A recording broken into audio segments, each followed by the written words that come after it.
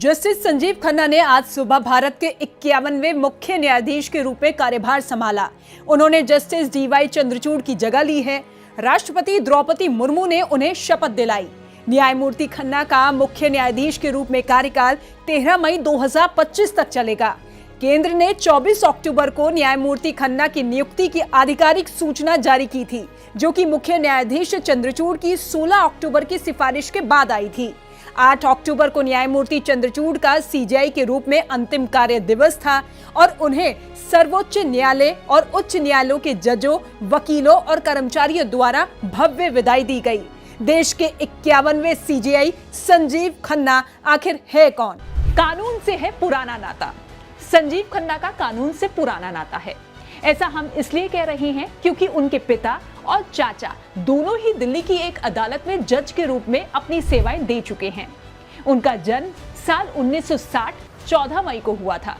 स्कूली शिक्षा की अगर बात की जाए, दिल्ली में बाराखंबा में स्थित मॉडल स्कूल से उन्होंने अपनी पढ़ाई पूरी करते हुए डीयू के लॉ कॉलेज से डिग्री हासिल की। केजरीवाल की जमानत पर फैसला।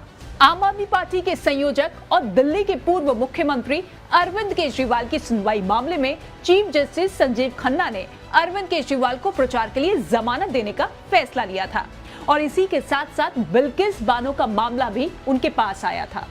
बलात्कार में 2 दोषियों ने याचिका लगाई थी कि गुजरात सरकार ने उनकी छूट को रद्द कर दिया था और उन्हें आत्मसमर्पण करने का निर्देश दिया है।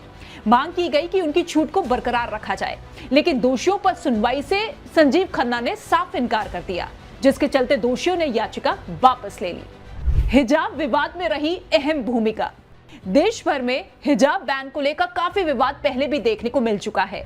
वहीं सुप्रीम कोर्ट में हुई सुनवाई के दौरान संजीव खन्ना की बेंच ने मुंबई कॉलेज द्वारा जारी सर्कुलर पर रोक लगाने का फैसला सुनाते हुए छात्रों के पक्ष की बात रखी थी।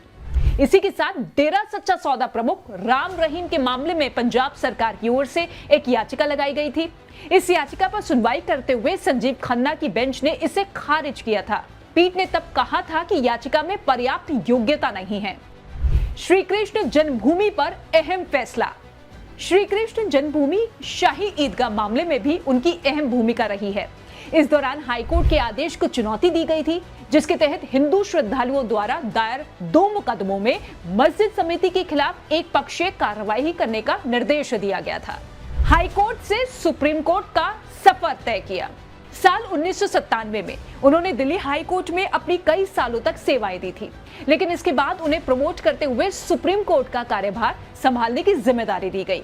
उनके साथ साथ 6 अन्य न्यायाधीशों को हाई कोर्ट से सुप्रीम कोर्ट में प्रमोट किया गया।